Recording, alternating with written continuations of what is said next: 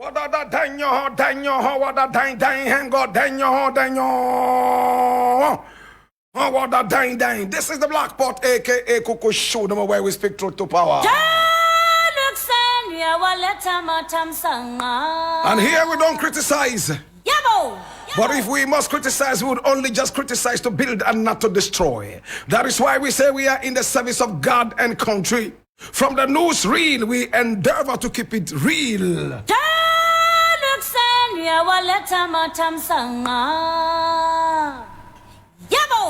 And the very first story I am taking today is taken from 3 News, my own 3news.com, the most authentic source of news online.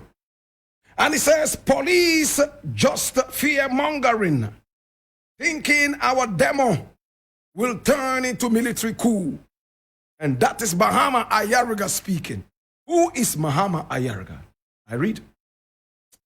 Member of Parliament for Boku Central Constituency, Mahama Ayariga says the minority members in Parliament have marched on the same route in the past in a demonstration that was peaceful and very successful.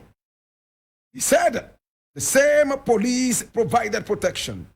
Therefore, he finds it difficult to accept why the police say they cannot provide same security this time around.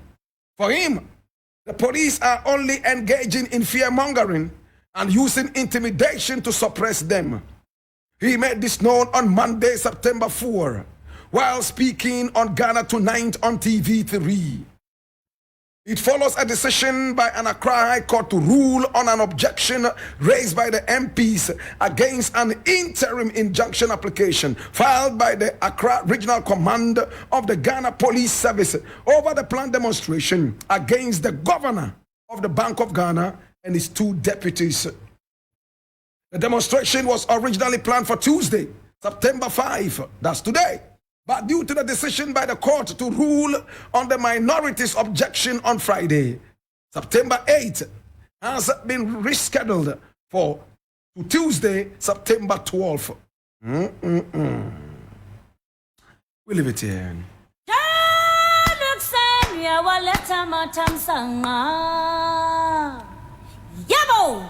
In fact, right now as it stands, the shadow force of Nana Akufo-Addo are chasing him. He's scared of his own shadows.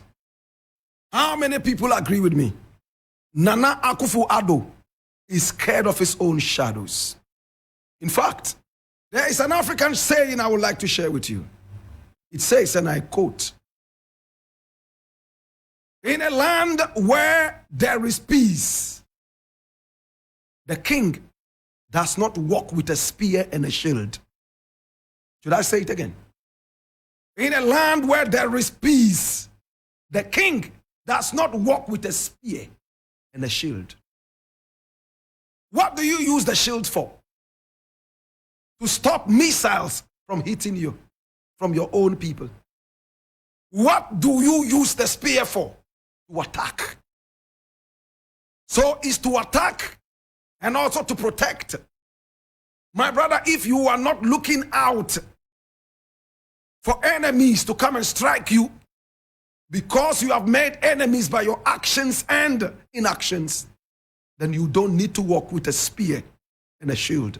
I'm speaking proverbially. Listen, this government has turned this country into a bogus nation.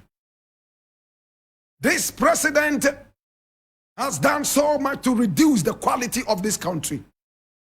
We went knocking on the doors of the IMF.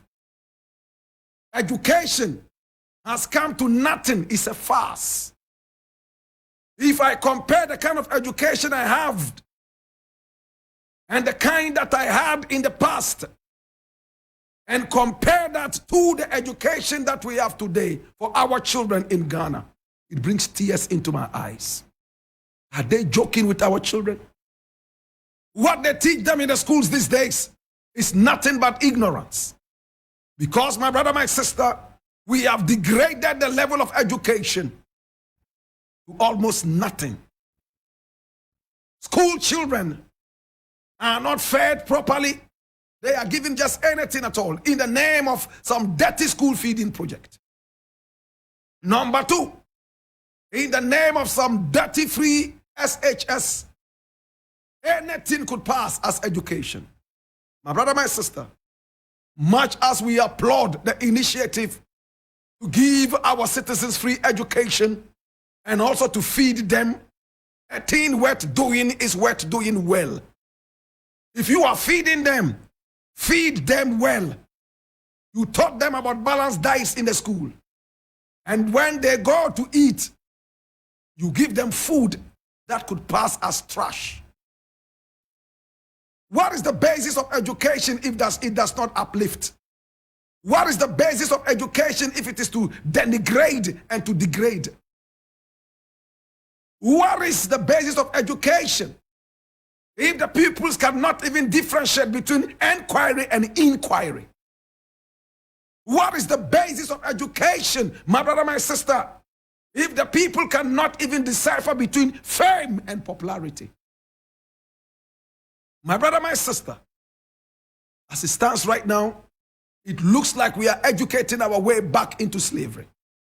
It looks like we are educating ourselves back into nothingness. We are educating ourselves back into oblivion. If I compare the education I had in my primary school days to the education we have right now, I am tempted to say that we are miseducated right about now. All the school children have become bet masters.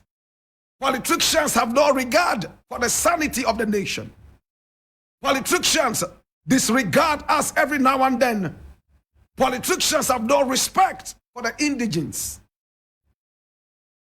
The youth are running away from their own motherland. And when they get the chance to even enter Spain through Lampedusa, where 80% of them die and become food for the fish. My brother, my sister, the few that are able to make it into Spain and some other such places, you should see the excitement on their faces when they enter there. If I were president, I'll be utterly ashamed. But no, they don't care. They don't have patriotic hearts. They treat the people like trash. You only become important when it's time for elections. My brother, every day when I go on social media and I see how the people bawl and cry, and I see how our youth who are supposed to be the future are all running away to the white man's land. How nurses that we spend so much money to train are all forsaking this nation and running away into England. How our very strong youth who in the days of slavery were forced into the plantations in America and the Caribbean are all running away today voluntarily from the nation. It draws water from out of my eye sockets. It's all these things, my brother, my sister, that this president in power, with a dirty mind, my brother, my sister, who told us all that he was here to give us a better Ghana. He told us he was going to give us a better citizenry. He told us that everything was going to be okay. All we needed to do was to give him the mandate. Well, we gave him the mandate, and up till now, he's not giving us any update. We gave him the mandate. Up till now, he has not given us any positive update. My brother, my sister, we gave him our vote, and all he gave us was a boot in our bellies. And this we can cope. My brother, my sister. So when they see people walking on the streets, their shadows start chasing them. Oh, it's going to be a coup. They are coming for a coup. To the point that the president himself told us point blank that we should pray for him to be able to complete his tenure of office. My brother, my sister, it's a shame. They have failed us. They have failed our ancestors. They have taken us on the path of destruction. They have sold us cheaply to our enemies. They have sold us as slaves, like in the days of slavery. Today, all our youth, even chiefs, want a visa to America. Today, our educational system is nothing but hogwash. Today, our children are looking us in the faces as if to say, Dada, why did you bring me here into this country? My brother, my sister, but there is still hope. And that hope lies in you, and it lies in me. It is for us to be able to stand tall and say, yes, we have challenges. Yes, this generation has been let down by dirty people in power. We must rise above the dirty, turbulent waters and the storms and be able to deal with the situation. Ghana shall prosper.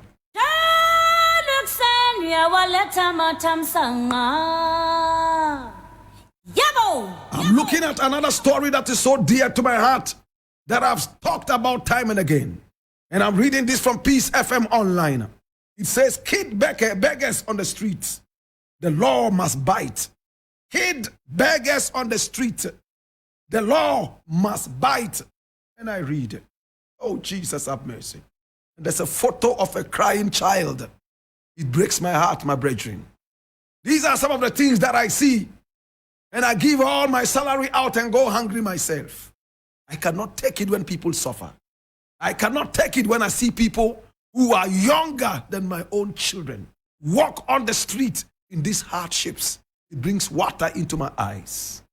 I read, Minister for Gender, Children and Social Protection, Larry Bazuwera Abudu, has assured the public that a ministry will soon remove all beggars and children from the street. Mark this. She said, beggars and children from the streets.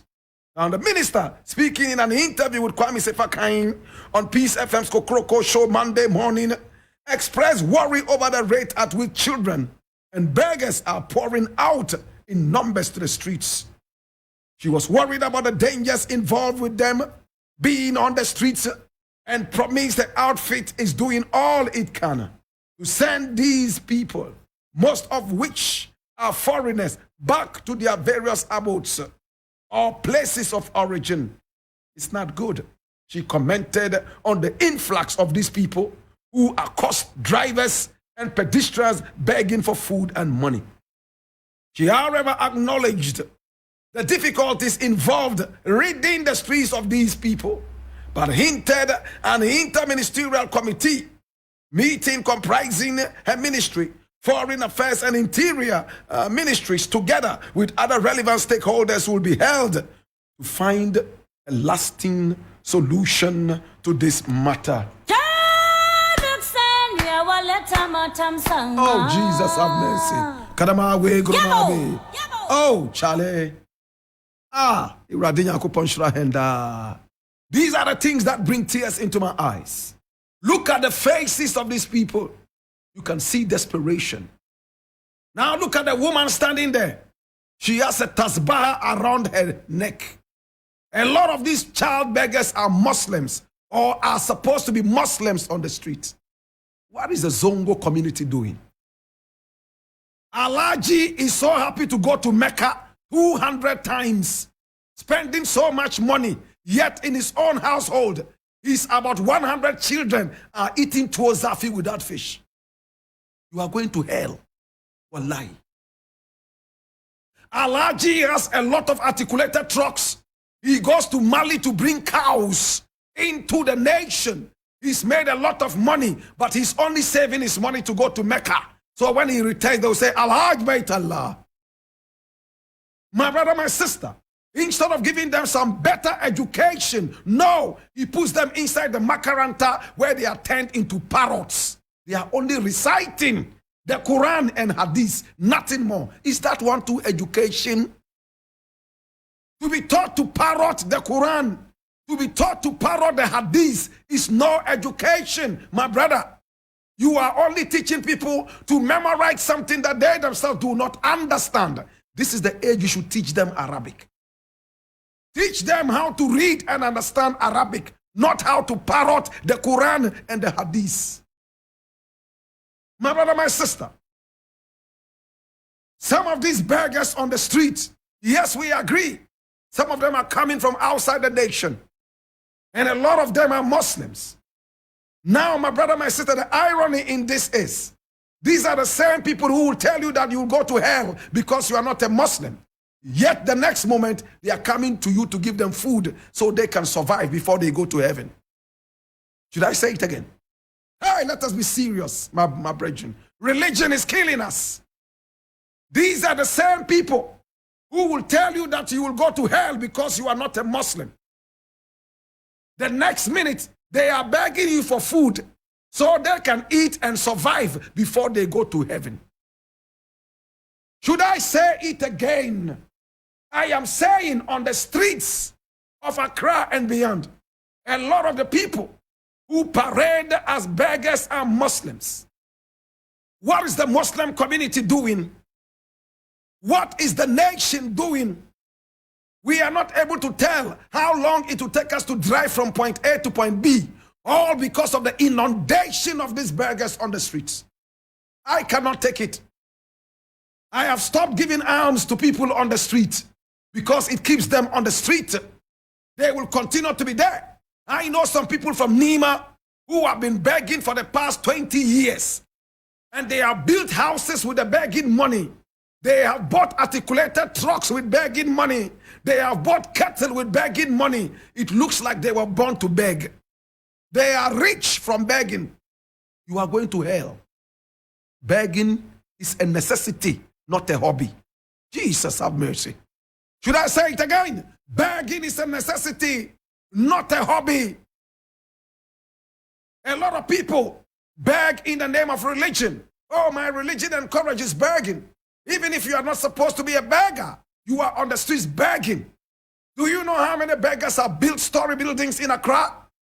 Do you know how many beggars sit in front of the Nima mosque begging, yet they have articulated trucks? My brother, my sister, things must change. The Muslim community must sit up. Go to the ministries. Why is it that the Zongo ministry has been scraped off? It should never have been scraped off. My brother, my sister, that ministry should have continued being there and encouraged to do better things rather than just the white elephant nature of a Zongo ministry that does nothing for the Zongolese. It hurts me, my brother, my sister. Go to the ministries where Muslims are ministers, my brother, my sister. It's like a whole fanfare.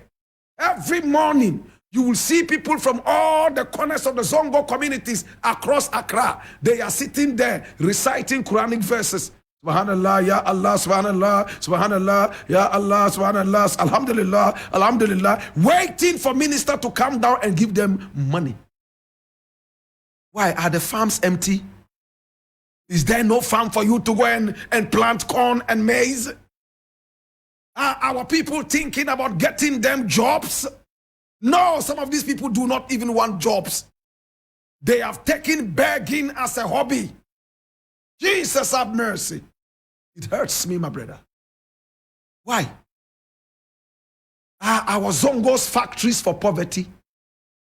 Do we produce poverty in the Zongos? Yet some of the richest people in Ghana come from the Zongos. But they don't help each other. They want to be walking and people, poor people will call them, Ya Al-Haj. Oh, Al-Haj, Ya Al-Haj. Wallahi Allah barka. Wallahi Allah barka. La ilaha illallah ya Al-Haj. Al-Haj yafto. Wallahi tularenzi kinchi kama mamaki. La ilaha illallah. Where Al-Haj yafto? Al-Haj. Oh, Allah barka. La ilaha illallah. My brother, if you have it and you can support your people, do it. I said begging is a necessity and not a hobby. This minister is only giving lip service. I remember I approached the Accra mayor, I think his name was Rashid, a few years back, and told him about the begging situation. You know what he told me? He told me that begging is not a crime in Ghana. But he forgot that begging on the streets is obstruction and it's a crime. That's what he told me. I can only remember the name Rashid. I think Ni something Rashid. Former mayor of Accra. That was what he told me. Yet, my brother, my sister, anytime a car loses brakes, anytime a car fails brake, you hear, whoa, la, la, la, la, bang, bang, bang, bang, people are dead. The same people carry them. They are heading towards the cemetery to go and bury them, and they are asking people to give them way. What a people. Ghana shall prosper.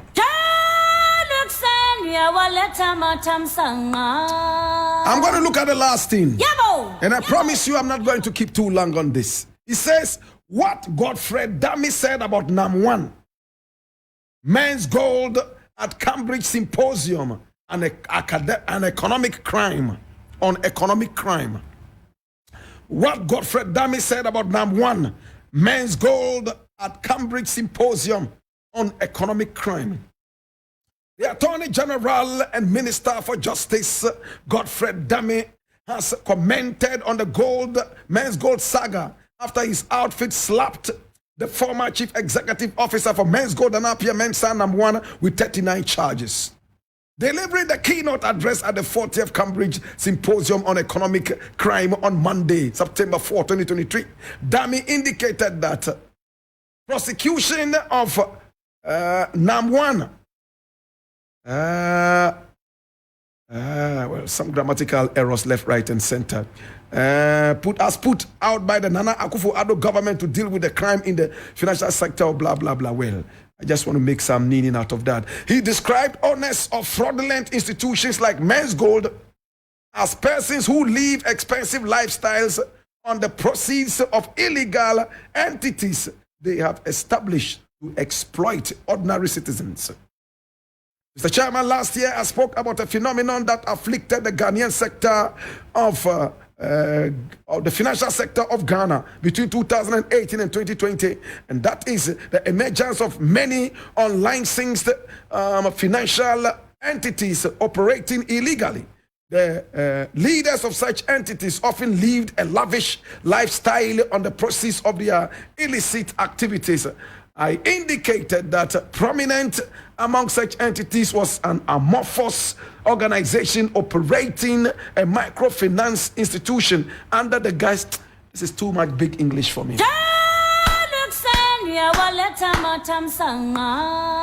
Listen, man, listen. Get to the nitty-gritties of the people. Get to the grassroots and communicate. This big English will not help us. What is Nam1's crime? That Nam1 had an outfit that was registered in one way or the other, but did another thing that was not regulated by the nation. The other government in power came out against Nam1 and said, hey, you are moving in a direction that is wrong. Let us sit down and regulate it. Whilst they were sitting down to regulate it, with both parties agreeing, boom, they were removed from power. And the next government did not have the courtesy to sit with Nam1 and say, okay, listen, man, Nam1, come here. You are going the wrong direction. We need you to do A, B, C, D, and F. No, they rather asked people to do panic withdrawal. Nam1's business collapsed. What was the lavish lifestyle of Nam1? He was able to get musicians, actors that had been thrown away by the nation to continue with their career. Yes, it's sad that monies were taken, but until the government came in, Nam1 was paying everybody, right? True or false? There was the need for the people to sit down with Nam1 and deal with the issue. Today, you are so happy to say it was a Ponzi scheme. How about the 56 million American dollars that he supposedly won in Dubai in a case? Was it fraud? Do you know what a Ponzi scheme is? This nation never builds great men. It rather destroys great men. We all remember the collapse of the banks. How you inundated Ghanaians with poverty with your nonchalant decisions. Jesus have mercy. Hey, it is sad. I wish I could go deeper into this. But Martin is in the house. And I want to